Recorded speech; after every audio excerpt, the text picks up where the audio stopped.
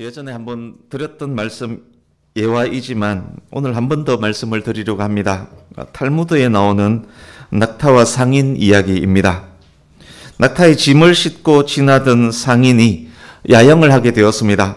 주인이 텐트 속에 자고 있을 때 바깥 추위 속에 있던 낙타가 텐트 안으로 주둥이를 집어넣고는 애처롭게 말합니다. 주인님, 너무 추워요. 추워서 잘 수가 없어요. 흉내 잘 냈습니까? 어쨌든 더 처량하게 그렇게 이야기를 합니다. 코와 주둥이만 텐트에 넣고 자면 안 될까요? 그 정도는 봐줄 수 있겠다 생각한 주인이 허락을 합니다. 조금 후에 낙타가 또 말합니다. 주인님, 머리는 넣어도 안 될까요? 코와 주둥이만 안에 있으니 머리가 더 시려워요. 더 힘들어요. 착한 상인이 그 요구도 들어줍니다.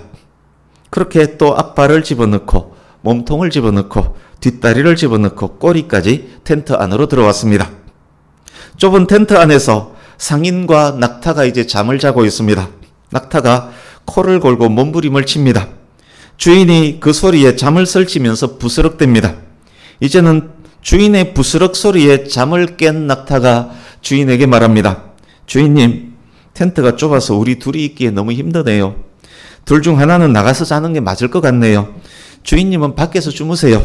그리고는 몸부림치는 척 하다가 뒷발로 주인을 뻥 차버립니다.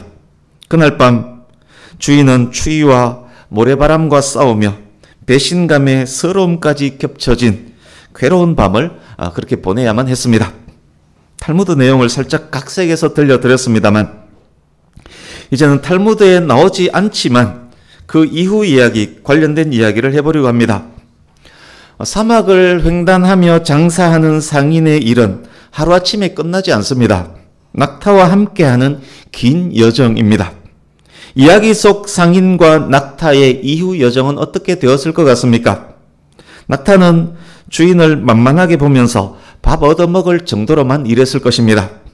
사막의 추위와 바람을 충분히 버틸 수 있는 낙타이지만 이젠 당연한 듯 텐트 안에서 네 발 뻗고 잡니다. 낙타가 주인 행세를 하고 주인은 낙타 눈치를 보면서 텐트 구석에 쪼그리고 잡니다. 상인의 영업활동이 제대로 될 리가 없습니다. 낙타가 사용한 전략 무엇입니까? 낙타는 주인의 착한 마음, 여린 마음, 우유부단함을 알았습니다. 그렇지만 단번에 온몸을 텐트 안에 넣어달라 그 부탁을 하지는 않았습니다. 일단 코만 텐트 안에 집어넣을 수 있다면 이후 주둥이, 머리, 앞발, 몸통, 뒷다리, 꼬리까지 들어갈 수 있음을 낙타는 알았습니다. 코를 넣게 해주는 사람은 머리를 넣게 해줄 것임도 머리를 넣게 해주는 사람은 몸통까지 넣게 해줄 것임을 알았습니다. 그래서 코를 텐트 안에 집어넣기 위해서 온갖 머리를 다 썼습니다. 애처로운 목소리를 연습도 하고 애교도 부리며 드디어 코를 집어넣었습니다. 코를 집어넣으니 이후 과정은 어렵지 않았습니다. 낙타가 사용한 전략이 바로 일단 코부터 집어넣기 전략입니다. 마케팅에서는 이것을 한 발 들이기 전략이라고 합니다. 낙타는 코부터 일단 집어넣기 전략을 써서 성공을 했습니다. 그렇다면 주인에게 있었던 잘못, 실수 있었다면 무엇일까요? 낙타의 이 가정한 습성을 파악하지 못한 것이 큰 실수요 잘못입니다. 낙타와 함께 가야 할 수밖에 없는 상인이라면 낙타의 주인이 맞다면 낙타의 습성을 파악하고 있어야 했습니다. 코를 용납할 때 이어질 결과들을 예측했어야만 했습니다. 낙타의 습성과 의도를 간파한 주인이라면 낙타가 코를 집어넣었을 때 어떻게 해야 합니까? 최근에 어떤 쇼트 영상을 하나 봤는데 어떤 노인이 지나가고 있는데 강가를 지나고 있는데 큰 악어가 그 노인에게 다가옵니다. 노인이 그것을 보고 후라이팬으로 악어의 코를 그냥 때려버리니까 악어가 후딱 도망가 버리는 그 영상을 봤습니다. 낙타가 코를 집어넣었을 때 주인은 코끝을 인정사정 없이 몽둥이로 두들겨 팼어야 했습니다. 그래야 언감생신 텐트 속을 엄두도 내지 못했을 것입니다. 자신이 누구인지, 자신에게 낙타는 무엇인지, 또 자신에게 중요한 일이 무엇인지를 안다면 반드시 그렇게 했어야 했습니다. 그렇게 확실히 할 때 낙타는 낙타의 팔자를 알고 낙타가 자야 할 잠을 잘 것입니다. 하나님께서 낙타를 만드실 때 추운 날씨, 모래바람을 버틸 수 있도록 만드셨기 때문에 낙타는 밖에서도 충분히 잘 수 있습니다. 그때 주인도 편히 잠을 잘 수 있을 것입니다. 다음 날에도 주종 관계는 흔들리지 않을 것입니다. 상인의 일도 잘 수행할 수 있을 것입니다. 본문에 들어가기 전에 본문의 시간적, 공간적 위치부터 먼저 확인하겠습니다. 지금 현재 애굽에서 나왔습니다. 하나님께서 최선두에 서셔서 구름기둥, 불기둥으로 이스라엘을 안내하십니다. 지난주 말씀이었습니다. 홍해를 마른 땅처럼 건넜습니다. 만나와 메추라기로 먹습니다. 반석에서 나는 샘물을 마셨습니다. 아말렉과의 전쟁에서 승리합니다. 모세의 장인 이드로의 지혜로운 조언을 따라서 천부장, 백부장 그렇게 조직을 정비합니다. 이전에 있었던 이야기입니다. 어느덧 출애굽한 지 3개월이 지났습니다. 시내산에 다다랐습니다. 이 시내산에서 약 1년, 정확하게는 11개월 5일을 머물 것입니다. 그 1년여 동안의 기록이 출애굽기 19장부터 마지막 장까지입니다. 20장 18절에서 19절을 보십시오. 20장 18절 19절. 이스라엘 백성들이 하나님으로부터 직접 십계명을 받았습니다. 임재하셔서 말씀하시는 하나님이 너무도 두려워 백성들이 모세에게 말합니다. 하나님이 우리에게 직접 말씀하지 않게 하소서. 하나님의 위엄 앞에 죽을 것만 같습니다. 모세, 당신이 하나님의 말씀을 듣고 그것을 우리에게 전달해 주면 되지 않습니까? 20장 22절. 너는 이스라엘 자손에게 이같이 이르라. 하나님께서 두려워하는 백성들의 소리를 들으셨습니다. 그래서 이제부터는 간접적으로 말씀하실 것입니다. 20장 22절 이후는 하나님께로부터 받은 말씀을 모세가 백성들에게 전했던 내용의 기록입니다. 하나님께서 직접 말씀하시지 않고 모세에게 말씀하고 모세가 백성들에게 전하는 내용, 즉 모세의 설교입니다. 24장 12절 보십시오. 24장 12절. 여호와께서 모세에게 이르시되 너는 산에 올라 내게로 와서 거기 있으라. 13절. 모세가 하나님의 산으로 올라가며 모세가 하나님의 말씀에 따라 시내산으로 올라갑니다. 산에서 40일을 있습니다. 성막의 설계도와 제사장 제도에 대한 말씀을 받습니다.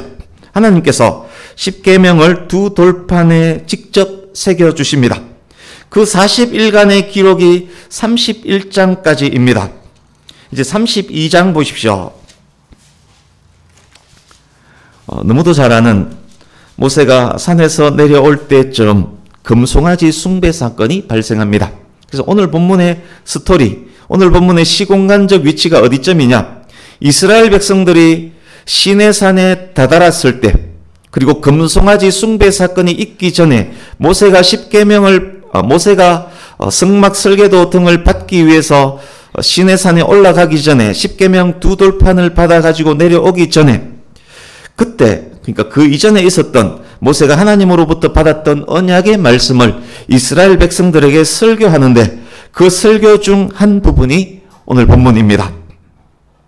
기억하시고 이제 본문으로 들어가겠습니다.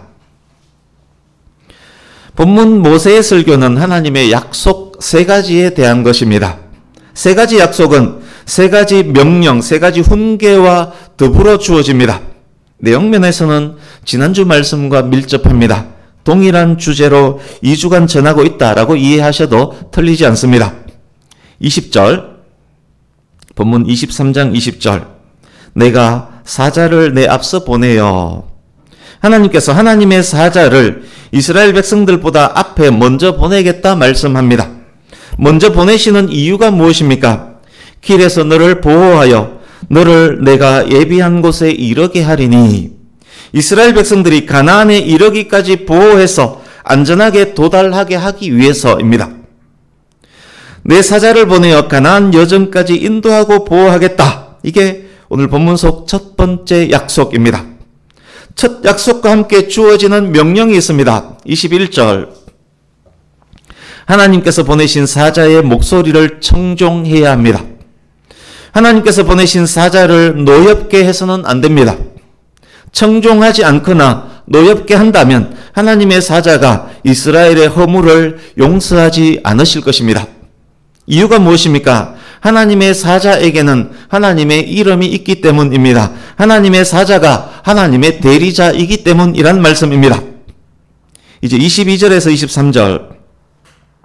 그의 목소리, 즉 하나님 사자의 목소리를 듣고 순종함으로 행하면 이스라엘의 원수에게 하나님께서 원수가 되어주시고 이스라엘의 대적에게 하나님께서 대적이 되어주실 것입니다. 앞서간 하나님의 사자가 약속의 땅 가나안으로 인도할 것이며 도중에 맞닥뜨릴 대적들인 가나안 사람, 히위 사람, 여부스 사람들을 끊어버리실 것입니다. 끊어버리다, 끊다라는 단어의 의미는 숨기다, 말살하다라는 뜻입니다. 이 말씀은 너를 축복하는 자에게는 내가 복을 내리고 너를 저주하는 자에게는 내가 저주하겠다. 아브라함에게 하셨던 그 약속이 본문 속 이스라엘에게도 그대로 적용됨이 확인이 됩니다. 이제 24절에서 26절. 본문 속 두 번째 약속입니다. 본문 현재 이스라엘에게는 몇 개월 내에 가나안 땅에 들어가는 기대와 희망이 있습니다. 실제로는 40년 이상 걸렸던 여정이지만 본문 현재로는 몇 개월 내 가나안 점령이 확실합니다. 하나님께서 보내신 사자의 말씀에 청종하면 그 일은 이미 성취된 것이나 다름없기 때문입니다. 무엇보다도 우선되고 중요한 순종이 무엇입니까? 두 번째 약속과 관련된 순종의 명령 무엇입니까? 소극적으로는 가나안의 신을 경배하거나 섬기면 안 됩니다. 가나안 족속들의 악한 행위를 본받으면 안 됩니다. 적극적으로는 가나안의 우상들을 깨뜨리고 부숴야 합니다. 그 순종은 또한 이스라엘 전체가 두려움으로 직접 들었던 하나님의 말씀 10계명 중 가장 우선되는 1, 2계명이기도 합니다. 하나님께서는 이스라엘을 구원하신 분입니다. 구원하신 분이기에 온전한 충성을 요구할 권한이 있습니다. 하나님께서 순종을 요구하시는 것은 당연하고 마땅하고 정당합니다. 이스라엘은 오직 하나님만을 섬기기만 하면 수개월 내에 가나안 땅으로 들어가게 될 것 역시 확실합니다. 그 명령을 준행할 때 약속을 주시는데 어떤 약속입니까? 실제적이고 구체적인 복을 약속하십니다. 양식과 물의 복을 주실 것입니다. 병을 제거하여 주실 것입니다. 낙태하는 자가 없고 임신하지 못하는 자가 없을 것입니다. 낙태하지 않고 임신을 잘한다는 것은 부요함을 상징합니다. 사람의 날수를 채워주실 것입니다. 장수하게 하시겠다는 말씀입니다. 그렇습니다. 하나님 잘 섬기는 자에게는 영적인 복뿐만 아니라 육적인 복까지 주어질 것입니다. 하나님의 백성에게는 내생의 약속뿐만 아니라 이생의 약속까지 주어지는 것입니다. 이것은 기복신앙이 아닙니다. 순종하면 복 주시겠다는 하나님의 약속을 믿는 믿음입니다. 이제 27절에서 33절 세 번째 약속과 그에 따른 명령입니다. 27절, 28절 보십시오. 하나님께서 가나안 족속들을 쫓아내겠다 약속합니다. 어떻게 쫓아내신다 하십니까? 하나님의 위엄을 이스라엘보다 앞서 보내실 것입니다. 위엄으로 번역된 원어는 두려움을 의미합니다. 20절 보십시오. 하나님께서 하나님의 사자를 앞서 보내신다라고 말씀했습니다. 27절에서는 하나님의 위엄을 앞서 보내신다라고 합니다. 하나님의 사자가 곧 하나님의 위엄과 관련된다는 말씀입니다. 여리고성의 백성들이 이스라엘이 가까이 오기도 전에 두려움에 떨었던 것을 기억하시지요. 기드온이 미디안을 치기도 전에 미디안 진영에 두려움이 가득했던 것 기억하시지요.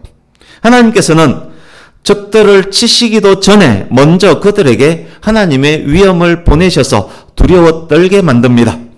내가 공격하기도 전에 나를 두려워하는 적이라면 그 전쟁은 이미 이긴 것과 다름없습니다. 칼과 창 이전에 두려움이 가나안을 칠 것입니다. 원수들은 등을 보이며 도망할 것입니다. 뿐만 아닙니다. 적진에 왕벌 떼를 보내실 것입니다. 엄밀히 매복해 있는 부대가, 공격을 위해서 엄밀히 전진하는 부대가 대형 벌집을 건드렸다라고 한번 생각을 해보십시오. 군인들 위로 수만 마리의 말벌들이 날아와 땡피들이 날아와 공격한다라고 생각해 보십시오. 그 군대가 전투를 할 수 있겠습니까? 하나님의 사자가 앞서가서 그 일을 하실 것입니다. 그렇게 함으로 이스라엘을 위한 가나안 땅을 준비할 것입니다. 29절 30절입니다. 가나안 땅은 현재의 이스라엘을 수용하기에 충분히 넓습니다. 그러나 이스라엘의 인구는 가나안을 충분히 점유할 만큼 충분하지 않습니다. 만약 가나안에 들어간 이스라엘이 단기간에 가나안 족속들을 남김없이 다 쫓아낸다면 이스라엘 백성들이 점유하지 못한 땅, 동네가 없는 땅이 많이 생겨날 것입니다. 자연스레 그 땅에는 사나운 짐승들이 번식할 것입니다. 그 짐승들이 이스라엘 백성들을 해치는 경우가 빈발하게 발생할 것입니다. 그래서 하나님께서 단번에 가나안 땅 모두를 점령하는 것을 허용하지 않습니다. 스텝 바이 스텝 한꺼번에 이루시기보다는 점차적으로 한 단계씩 점령하도록 하실 것입니다. 그래서 말씀합니다. 1년 안에 점령을 완성하게 하지는 않겠다. 번성하여 땅을 기업으로 온전히 점유할 수 있을 때까지 조금씩 쫓아내리라. 그것은 이스라엘의 유익을 위한 것입니다. 우리를 위한 일하심도 마찬가지입니다. 우리의 인격과 도덕이 순식간에 수준급 경지에 이르는 것을 하나님께서 우리에게 요구하시지 않습니다. 한꺼번에 이루기보다는 점차적으로 이루기를 요구하십니다. 우리 마음속 부패함을 조금씩 매일매일 몰아내기를 요구하십니다. 하나님의 거룩을 향해서 매일매일 한 걸음씩 다가가기를 원하십니다. 조금씩 성장하는 교회와 성도가 그래서 귀한 것입니다. 어제보다 나은 오늘의 인격, 오늘보다 나은 내일의 도덕이 중요한 것입니다. 한 명의 태신자를 품고 1년에 한 명일지라도 전도하는 것 귀한 것입니다. 그것이 교회와 성도의 참된 유익을 위한 것입니다. 사흘 길을 하루 만에 주파한 후에 열흘 동안 꼼짝 못하고 누워있는 것보다 열흘 동안 매일 하루 길을 하루 동안 가는 것이 훨씬 유익한 것과 같습니다. 만약 단번에 이루기를 하나님께서 원하신다면 하나님께서 오늘 당장 저와 여러분에게 로또 1등 당첨되게 해주시지 않겠습니까? 그러나 하나님은 절대 그렇게 하시지 않습니다. 이제 31절입니다. 그렇게 한 단계 점령해서 결국 얼마만큼의 땅을 차지하게 하실 것인지를 알려주십니다. 이스라엘의 경계는 홍해에서부터 현재 경로라면 아카바만을 일컫습니다. 홍해에서부터 블레셋 바다 지중해까지, 그리고 광야 즉 이집트 접경에서부터 강 유브라데스 강까지 주실 것입니다. 궁금하지 않습니까? 가나안에 들어간 이스라엘이 한 단계씩 점차적으로 점령해서 1년이 경과한 이후에 실제 이만큼 점령해서 이 경계가 이스라엘의 국경이 되었을까요?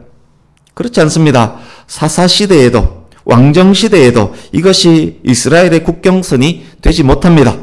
이스라엘의 불순종으로 1년은커녕 100년이 흘러도 이루지 못합니다. 본문으로부터 약 400~500년이 흐른 후 다윗과 솔로몬 때가 되어서야 비로소 이 경계가 이스라엘의 경계가 됩니다. 이제 32, 33절입니다. 세 번째 약속, 가나안을 쫓아내겠다와 관련된 교훈과 명령은 무엇입니까? 첫 번째, 두 번째 약속과 관련된 명령과 사실상 동일합니다. 가나안의 신들과 언약하면 안 됩니다. 만약 가나안의 신들과 우상들을 용납한다면 그것들이 이스라엘을 범죄하게 만들 것입니다. 하나님만을 섬기고 우상을 숭배하지 말라는 계명을 어기게 만들 것입니다. 가나안의 신들과의 언약이 올무가 되어서 이스라엘을 확 낚아칠 것입니다. 낙타의 주둥이를 허용하면 결국 꼬리까지 용납하게 될 것이라는 말씀입니다. 결국 천막에서 쫓겨나서 주인이 낙타의 종처럼 살게 될 것이란 말씀입니다. 이스라엘의 불순종이 실제 그렇게 만들었습니다. 약속된 경계를 솔로몬 때에 완성을 합니다만 그러나 그것마저 길지 못합니다. 남유다와 북이스라엘로 분열되어야 했습니다. 아수르와 바벨론의 포로가 되어야만 했습니다. 그렇게 된 가장 큰 원인이 무엇이었습니까? 하나님만을 온전히 섬기는데 실패했기 때문입니다. 가나안의 우상들을 섬겼기 때문입니다. 이스라엘은 가나안 족속들의 일단 코부터 집어넣기 전략을 간파해야만 했습니다. 주둥이를 집어넣을 때 주둥이를 후라이팬으로 확 내리쳤어야 했습니다. 언감생심 꿈도 못 꾸게 만들었어야 했습니다. 만약 그랬다면 단호히 주둥이를 내려쳤다면 40년간 광야를 배회하는 일도 없었을 것입니다. 수개월 내에 가나안을 점령했을 것이고 스텝 바이 스텝으로 1년 안에 약속된 국경선을 만들었을 것입니다. 다윗과 솔로몬이 꽃 피웠던 전성기는 훨씬 빨리 왔을 것입니다. 이후로도 오랫동안 양식과 물의 풍성함을 누렸을 것입니다. 낙태하는 자가 없고 임신하지 못하는 자가 없었을 것입니다. 건강하고 장수함의 복까지 누리면서 하나님의 영광 나타내는 제사장 나라로서의 사명을 이스라엘이 감당했을 것입니다. 이제 적용하면서 마무리해 갈 텐데 바르게 적용하기 위해서 오늘 본문 안에서 반드시 알아야 하는 중요한 것 하나 있습니다. 하나님께서 하나님의 사자를 이스라엘보다 앞서 보내시겠다라고 하셨습니다. 그 사자가 이스라엘이 가나안에 도달할 때까지 이스라엘을 보호할 것이다 라고 했습니다. 그 사자의 목소리에 삼가 듣고 순종하라 합니다. 그 사자를 노엽게 하지 말라라고 하셨습니다. 그 사자에게 죄를 용서하는 권한, 사죄권이 있다라고 말씀합니다. 그 사자에게 하나님의 이름이 있다라고 하셨습니다. 그 사자에게 하나님의 위엄과 권위가 있다라고 하십니다. 여러분, 사자는 누구를 말함일까요? 출애굽기 3장으로 잠깐 가보겠습니다.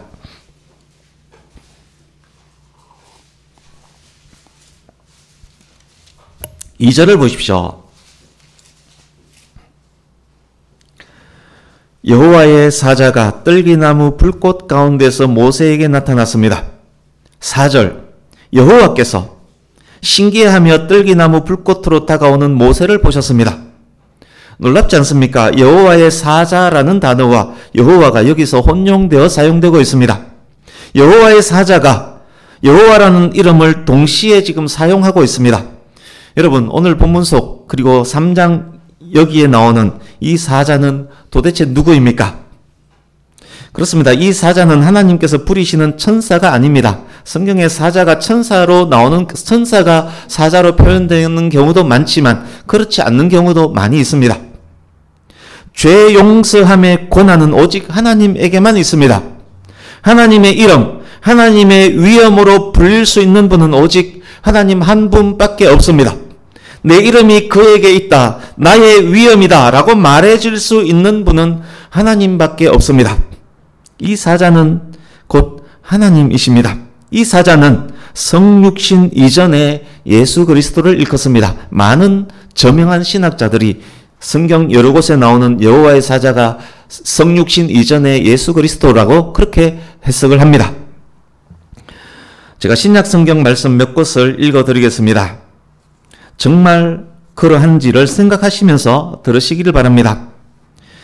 요한복음 14장 2절에서 3절, 내가 너희를 위하여 거처를 예비하러 가노니 가서 너희를 위하여 거처를 예비하면 내가 다시 와서 너희를 내게로 영접하여 나 있는 곳에 너희도 있게 하리라. 요한복음 14장 18절, 내가 너희를 고아와 같이 버려두지 아니하고 너희에게로 오리라. 예수님께서 앞서가셔서 거처를 예비하겠다라고 하십니다. 그리고 함께 하시며 그것으로 인도하여 가겠다라고 하십니다. 요한복음 14장 6절, 내가 곧 길이요 진리요 생명이니 나로 말미암지 않고는 아버지께로 올 자가 없느니라. 예수님께서 인도하는 길만이 진짜입니다. 그 길을 잘 따르면 영원한 본향 천국에 다다를 것입니다. 다른 길은 없습니다. 누군가가 다른 길로 유혹한다면 주둥이를 들이대는 듯 즉시 몽둥이로 내리쳐야 합니다. 요한복음 17장 8절, 나는 아버지께서 내게 주신 말씀들을 그들에게 주어사오며 그들은 이것을 받고 내가 아버지께로부터 나온 줄을 참으로 아오며 아버지께서 나를 보내신 줄도 믿어사옵나이다. 아버지께서 내게 주신 말씀들을 그들에게 주어사오며 예수님에게 하나님의 말씀이 있다라고 하셨습니다.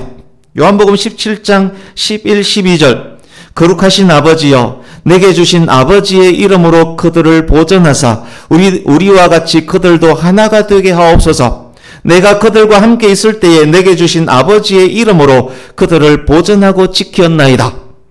예수님에게 하나님의 이름이 있다라고 하십니다. 하나님과 예수님이 하나라고 하십니다. 아버지의 이름의 권세로 성도들을 보전하고 지킨다라고 하십니다.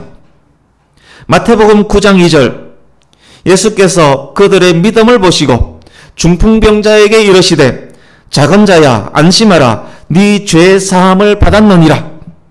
예수님께서 중풍병자의 죄를 용서해 주셨습니다. 예수님에게 죄 사함의 권세가 있습니다. 마태복음 17장 5절, 이는 내 사랑하는 아들이요 내 기뻐하는 자니 너희는 그의 말을 들으라. 하나님께서 하나님의 아들 예수님의 말씀을 청종하라라고 명령하십니다. 마태복음 28장 20절, 내가 너희에게 분부한 모든 것을 가르쳐 지키게 하라. 예수님께서 자신의 말에 청종하라 명령하십니다. 요한복음 1장 1절, 태초에 말씀이 계시니라. 이 말씀이 하나님과 함께 계셨으니 이 말씀은 곧 하나님이시니라. 그렇습니다. 예수 그리스도께서 곧 하나님이십니다. 본문 전체를 통해서 하나님께서 말씀하시는 명령은, 신약의 성도인 저와 여러분에게 주시는 하나님의 명령은 다름이 아닌 너희는 내 아들 예수의 말을 듣고 순종하라입니다. 본문 전체를 통해 하시는 하나님의 약속은 다름이 아닌 내 아들 예수의 말을 듣고 순종하는 너희들에게 영육의 복을 주시겠다라는 약속인 것입니다. 이제 말씀을 마무리하겠습니다. 예수님께서 저와 여러분을 택하셨습니다. 저와 여러분을 구원하시기 위해 우리 죄를 대신 감당하시고 죽으셨습니다. 부활하셨고 하나님 보좌 우편에 앉으셨습니다. 먼저 가셔서 우리를 위해 천국의 거처를 준비하고 계십니다. 하나님 보좌 우편에서 이 땅에서의 우리의 삶을 다스리시고 지키시고 인도하십니다. 거처를 준비하신 후 천군의 나팔 소리와 함께 이 땅에 다시 오실 것입니다. 알곡을 구별하셔서 예수님께서 준비해 두신 창고, 영원한 천국으로 인도해 주실 것입니다. 우리를 구원하신 예수 그리스도는 우리의 주인이시고 왕이십니다. 구원자이시기에, 주인이시기에, 왕이시기에 저와 여러분에게 온전한 충성을 요구할 권한 당연히 있습니다. 나의 말에 청종하라 명령하심은 당연하고 마땅하고 정당합니다. 사랑하는 성도님 여러분, 성도된 우리에게 가장 중요하고 귀한 것 무엇일까요? 그의 말씀을 듣고 순종하는 것입니다. 예수님의 말씀에 순종하기만 하면 나머지 문제들은 더 이상 문제가 되지 않습니다. 성도는 예수님의 말씀에 청종하기만 하면 큰 복을 받게 되어 있습니다. 영혼 구원의 복뿐만이 아닙니다. 양식과 물의 복, 번성의 복, 건강의 복, 장수의 복까지 받게 되어 있습니다. 하나님께서 약속하셨습니다. 그런데 이스라엘이 그 말씀에 청종하지 못했습니다. 의심하고 반역했습니다. 가나안의 우상을 섬겼습니다. 가나안의 죄악된 풍습을 따랐습니다. 하나님의 백성 이스라엘이 그 길을 걷고 말았습니다. 우리는 어떠했습니까? 우리는 이스라엘과 달랐습니까? 그리스도인이라고 하면서도 그리스도인의 삶을 살지 못하고 있지 않습니까? 원망하고 의심하고 반역하지 않습니까? 죄악된 세상의 풍습을 따르지 않습니까? 유형, 무형의 우상들을 섬기지 않습니까? 악한 풍속, 잘못된 습관, 세상 풍조를 따르고 있지는 않습니까? 하나님과 물질을 겸하여 섬기려 하지 않았습니까? 스텝 바이 스텝보다 일확천금을 더 원하지 않았습니까? 그렇게 된 가장 큰 이유, 시작이 무엇입니까? 세상의 배후에 있는 사탄을 간과했기 때문입니다. 작은 유혹에 쉽게 마음을 내주었기 때문입니다. 이 정도는 괜찮겠지. 낙타의 코를 용납했기 때문입니다. 낙타의 악한 습성을 간과했기 때문입니다. 전략적으로 코를 들이대는 사탄의 덫에 걸렸기 때문 아니겠습니까? 이 시간 이후 우리는 어떠해야 합니까? 낙타의 악한 그 습성을 간파하고 있어야 합니다. 코를 들이댈 때 사정없이 내리쳐야 합니다. 이런저런 전략으로 다가오는 사탄의 전략을 간파하고 예수님 이름이라는 몽둥이로 내리쳐야 합니다. 그 삶이 순종의 삶으로 이어져야 합니다. 어제보다 더 거룩한 오늘, 오늘보다 더 거룩한 내일이 되도록 한 걸음 한 걸음 나아가야 합니다. 그 순종의 삶이 영원한 본향 천국을 향하는 삶입니다. 그 순종의 삶이 양식과 물, 건강, 자손 번성, 장수의 복까지 받는 삶이 될 것입니다. 아들, 딸은 맞지만 모든 아들, 딸들이 칭찬을 받는 것은 아니지 않습니까? 성도이지만 그가 성도라면 모든 성도의 종점이 천국은 맞지만 그렇지만 모든 성도가 이 땅에서 평안과 풍요의 복까지 누리는 것은 아니지 않습니까? 그 복은 자격이 갖추어질 때 주어지는 것입니다. 순종과 노력이 동반될 때 주어지는 것입니다. 말씀을 마칩니다. 너무 서두르지 마시고 한 발자국씩 하나님의 뜻 안에서 예수님을 노엽게 하지 않도록 주의하면서 용서하시는 그 큰 은혜에 감사하면서 우리를 축복하는 자를 복받게 만드는 복의 통로 역할을 감당하면서 흔들림 없는 하나님 향한 신뢰 안에서 매일매일 거룩한 걸음을 걸어가는 저와 여러분 될 수 있기를, 진정 복된 성도, 진정 행복한 성도 될 수 있기를 예수님의 이름으로 축복합니다. 아멘. 기도하겠습니다.